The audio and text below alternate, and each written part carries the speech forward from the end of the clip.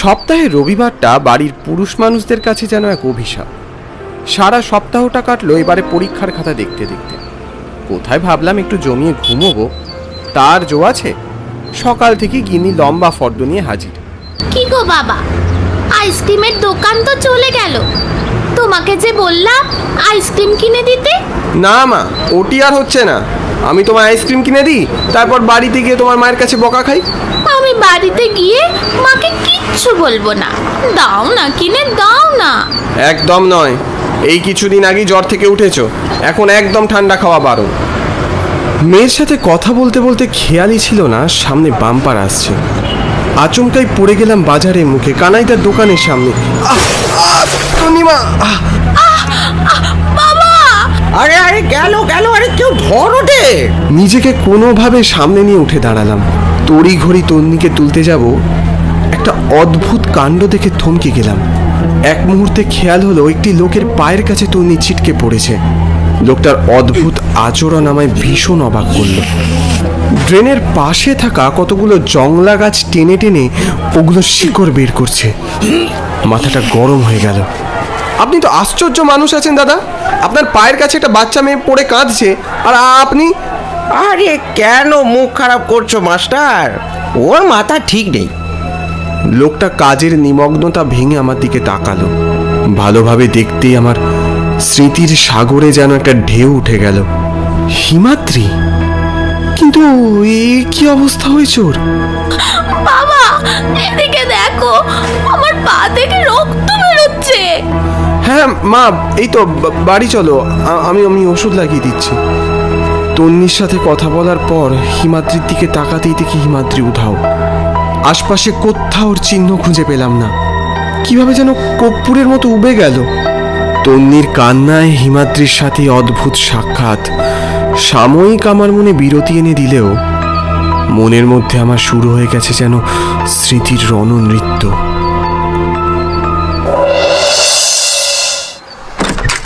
আরে এ কি অবস্থা হয়েছে তোমাদের? হে ভগবান, এসব কি করে হলো? উর্মিলা, শান্ত হও, আগে ঘরে ঢুকতে দাও। আমি ঠিক আছি। তুমি তন্নিকে নিয়ে গিয়ে ওর পায়ে ওষুধ লাগিয়ে দাও। ওহ, বাপ বেটিতে মিলে কোথায় যে কি সর্বনাশ বাঁধিয়ে এসেছে, কিছু বলছেও না আমায়। বাবা বাজারের মাঝখানে স্কুটার নিয়ে পড়ে গিয়েছিল। সে কি? উফ, এই লোকটা যে কখন কোন খেয়ালে থাকে না। দাঁড়া, আমি ঘর থেকে ওষুধটা নিয়ে আসি। উপরওয়ালা কখন যে কার সাথে দেখা করিয়ে দেয় ভাবতে ভীষণ অবাক লাগে। এতদিন পর এভাবে হিমাদ্রির সাথে দেখা হয়ে যাবে আমি কল্পনাও করতে পারিনি। ইতিমধ্যে অনেকগুলো প্রশ্ন মনের মধ্যে ভিড় করতে শুরু করেছে। অতীতের সেই ধুলো মাখা প্রশ্নগুলো উত্তরের খোঁজে প্রবল ঝড় তুলেছে মনে। ছুট্টে পাশের ঘরে আমার পুরনো বইয়ের আলমারির দিকে এগিয়ে গেলাম। তোলপাড় করে ঘাটলাম আলমারিটা। কোথায় গেল জীবনানন্দ সমগ্রটা? অনেক খোঁজাখুঁজির পর ফাইলের তলা থেকে বেরিয়ে এলো সেই বই। এই তো।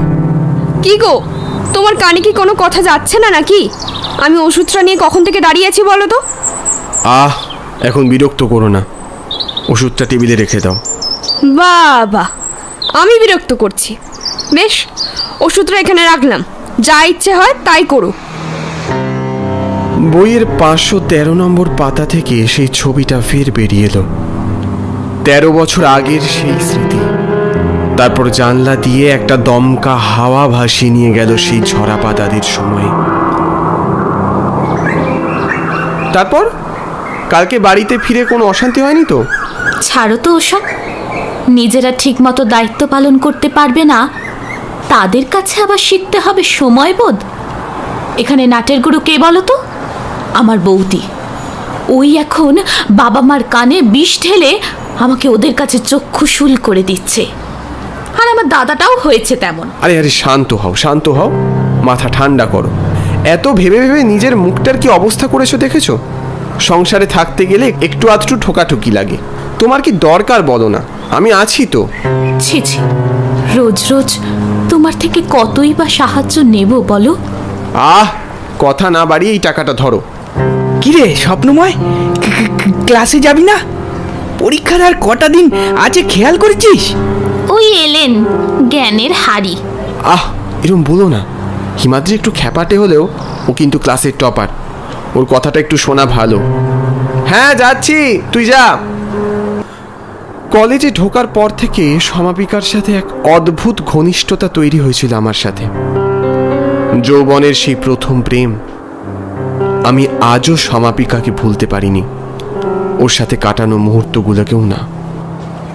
আমি সব কটা নোটস নিয়ে নিয়েছি। হ্যাঁ, ওই প্রশ্নগুলো খুব ইম্পর্টেন্ট, বুঝলি? পরীক্ষায় আসতে পারে। এই সবটাময়, এদিকে শোনো। হিমাদ্রি, তুই বাড়ি যা, আমি একটু বাদে আসছি। এতক্ষণ কি করছো? কখন থেকে তোমার জন্য অপেক্ষা করছি। এই হিমাদ্রির থেকে কয়েকটা নোটস নেওয়ার ছিল, পরীক্ষার সামনে, তাই। ওহ, এই হিমাদ্রিটা সবসময় আমাদের মধ্যে বাধা হয়ে দাঁড়ায়। ওর কি কোনো কাজ নেই? আরে না না, তেমন কিছু ব্যাপার নয়। এইসব ছাড়ো, চলো আজকে কিছুক্ষণ সময় আছে, নদীর ধারে গিয়ে বসি।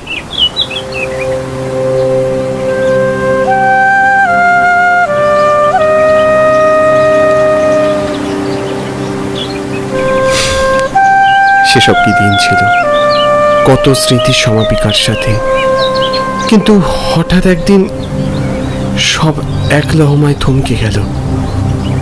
সে অভিশপ্ত দিনের কথা মনে করলে আজও আমার বুকটা কেঁপে ওঠে। কি রে, তুই এখানে? হ্যাঁ, কেন? আর কিছুক্ষণ পরে তো ক্লাস শুরু হবে। আরে ভাই, তুই কিছু জানিস না? না, কি হয়েছে? তুই সমাপিকার খবরটা জানিস না? না, ওর সাথে আমার শেষ পরশুদিন কথা হয়েছে, একটা কাজে বাইরে ছিলাম। ভাই, সমাপিকা গতকাল খুন হয়ে গেছে। হ্যাঁ, কি উল্টোপাল্টা কথা বলছিস? মাথা খারাপ হয়ে গেছে নাকি তোর? আমি ঠিকই বলছি, তুই প্রশান্তকে জিজ্ঞেস কর। কালকে রাতে টিউশন থেকে বাড়ি ফেরার সময় ওকে কারা যেন খুন করেছে। সমাপিকার বডিটা কোথায় পাওয়া গেছে জানিস? শহরের প্রান্তে হিমাদ্রিদের যে ইলেকট্রিকের দোকান, তার সামনে থেকে। হ্যাঁ স্বপ্নময়, ও ঠিকই বলেছে। হিমাদ্রিকে কাল রাতে পুলিশ ধরে নিয়ে গেছে। আর আমি বলি, তুইও ওসবের মধ্যে আর জড়াস না। এর পেছনে অনেক বড় চক্রান্ত থাকতে পারে। আর তাছাড়া তোর একটা ভবিষ্যৎ আছে তো নাকি? এইসব কি বলছিস তোরা? আমার তো কিছুই মাথায় ঢুকছে না। আমার শরীর কেমন করছে। সমাপিকা, এই এই তুই বরং বাড়ি চল, কটা দিন রেস্ট নে। আর ভালো কথা বলছি, এসব ঝামেলা একদম জড়াস না। পুলিশ কিন্তু জানতে পারলে তোকেও ধরে নিয়ে গিয়ে জেরা করবে।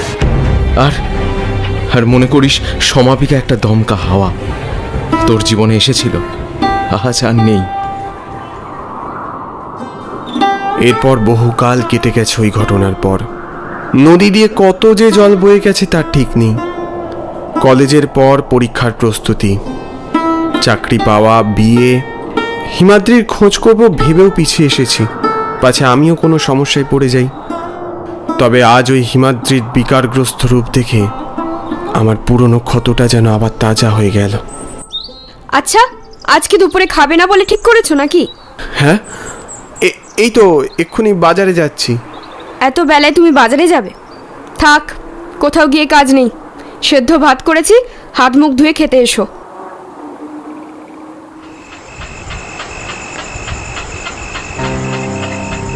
না, অনেক চেষ্টা করলাম।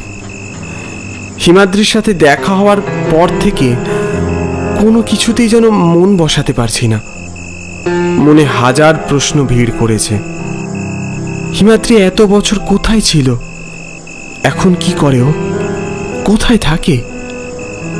সেগুলোর উত্তর না পাওয়া পর্যন্ত আমার শান্তি হচ্ছে না। উর্মিলা, আমি একটু বেরোচ্ছি। কি? সকালবেলায় তো একটা বিপদ ঘটিয়ে বাড়ি ফিরলে, এখন আবার কোথায় বেরোচ্ছ? চিন্তা করো না, আমি ঠিক সময় ফিরে আসব, একটু দরকার আছে। এই লোকটাকে নিয়ে না আর পারা যায় না, যা খুশি করো। স্কুটার নিয়ে বেরিয়ে পড়লাম। সন্ধ্যার আবছা আধার তখন দিগন্ত রেখা ছুঁয়েছে। হিমাদ্রিদের বাড়ি লাগোয়া ওদের ছোট্ট ইলেকট্রিকের দোকানটা কি আজও আছে? কি জানি ওখানে ওর বাড়ির কাউকে পাবো কিনা। শহর ছাড়িয়ে বিস্তীর্ণ ধান ক্ষেত। শহরের এদিকটা খুব বেশি লোকজন কোনো কালেই যাতায়াত করে না। বহু বছর হলো আমিও এদিকটায় আসি না। আরও বেশ কিছুটা যাওয়ার পর ওদের দোকানটা থাকার কথা। শুনশান রাস্তা দিয়ে স্কুটার ছোটালাম আরও কিছুক্ষণ। একটা ছোট্ট ডোবার পাশে জল ট্যাঙ্কের নিচেই ওদের দোকানটা থাকার কথা। স্কুটারটাকে ঠিক ওখানেই দাঁড় করালাম। বিস্ময়ে তাকিয়ে দেখলাম ওখানে ধারে পাশে কোনো দোকান বাড়ি নেই, বরঞ্চ ঠিক যেখানে হিমাদ্রিদের দোকানটা ছিল সেখানে একটা প্রকাণ্ড বট গাছ। অন্ধকারে তার শাখা পোশাখা বিস্তৃত করে এক মূর্তিমান দৈত্যের চেহারা নিয়েছে যেন। এ কি আশ্চর্য ব্যাপার! এখানে কি কেউ থাকে না নাকি? বটের পাতার ফাঁক দিয়ে ভাঙা চাঁদের আলো ঠিকরে বেরিয়ে আসছে। চারপাশে ঝিঝির ডাক, কোন দূর থেকে কুকুর কিংবা শিয়ালের একটানা তারস্বরে কান্না, সব কিছু যেন কোন এক মায়ায় আমাকে বশীভূত করে দিল।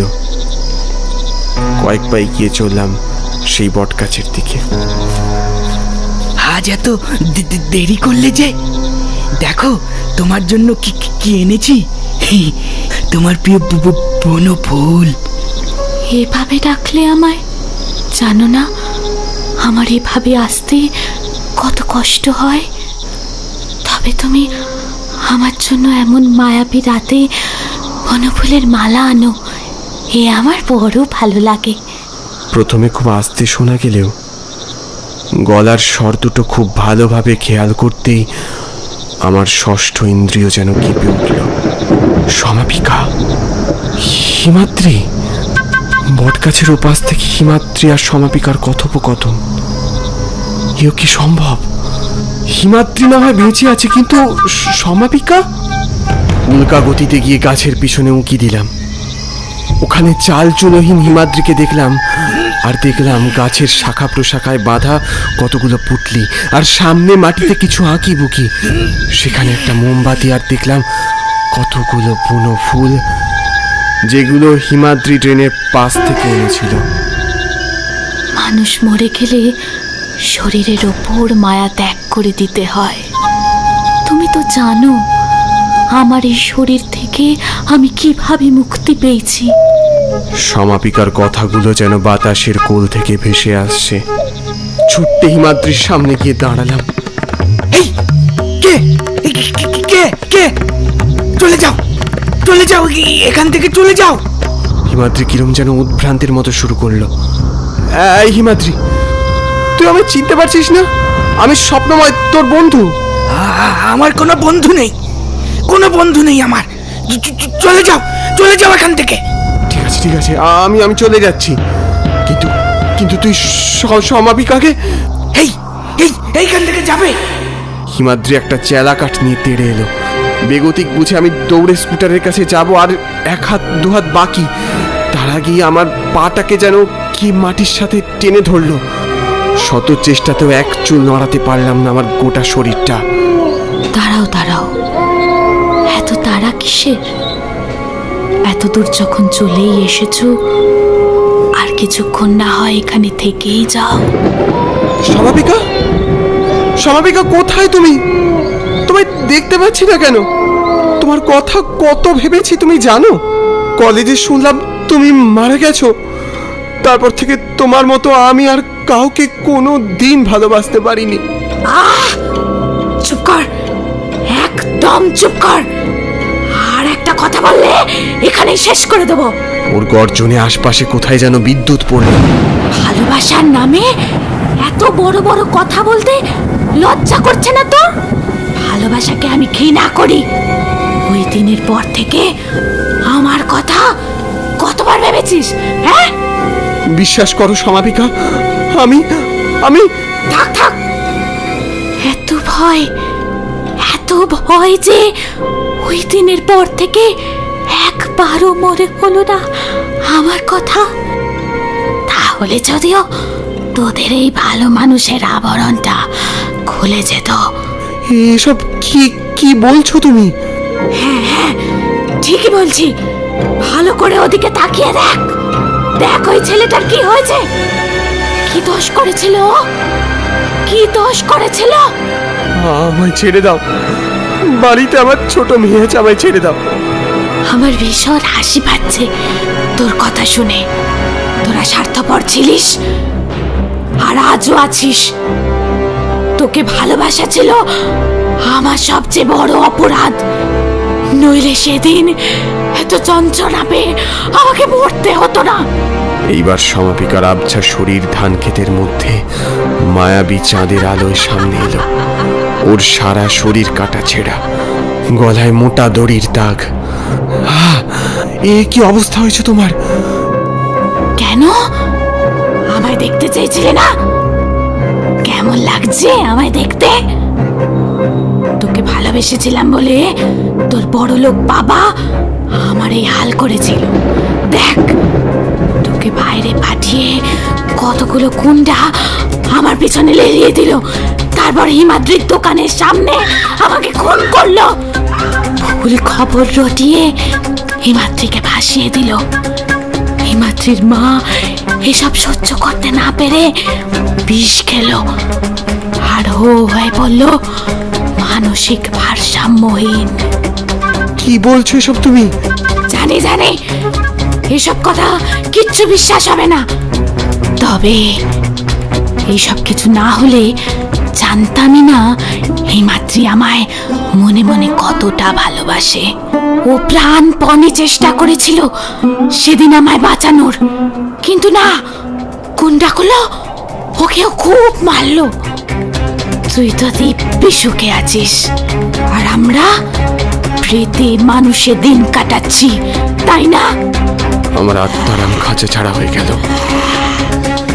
ওর ওই পিশাচ রূপ নিয়ে এমন ঠান্ডা প্রেত স্বর যেন আমার হৃদস্পন্দন থামিয়ে দিল। সমাপিকার ওই শূন্যে ভাষার শরীর আমাকে গ্রাস করতে এগিয়ে এলো। এরপর সে অন্ধকার পথ দিয়ে মাইলের পর মাইল ছুটে চলা, শুধু ছুটে চলা, যেন সময়ের কাল গর্ভ দিয়ে কত কাল ছুটছি। এই যে মশাই, এত জোরে ছুটছেন যে, কি ব্যাপার? কি কিছু হয়েছে নাকি? ও আমাকে মারতে আসছে। কি কি সব উল্টো পাল্টা বকছেন? গাড়িতে উঠুন, এদিকে কোনো গাড়ি পাবেন না এখন। আমি আমি বাড়ি যাব। ঝাউতলা মোড় যাবেন? ঠিক আছে ঠিক আছে, আমরা না হয় আপনাকে ওখানেই ছেড়ে দেবো। অনেক ধন্যবাদ আমাকে এইভাবে সাহায্য করার জন্য। আরে না না, এতে ধন্যবাদের কি আছে? আর যদি ধন্যবাদ দিতেই হয় আমার মেয়েকে দিন, ওই আপনাকে দেখতে পেয়ে গাড়ি দাঁড় করাতে বললো। না না, থাক থাক, ধন্যবাদ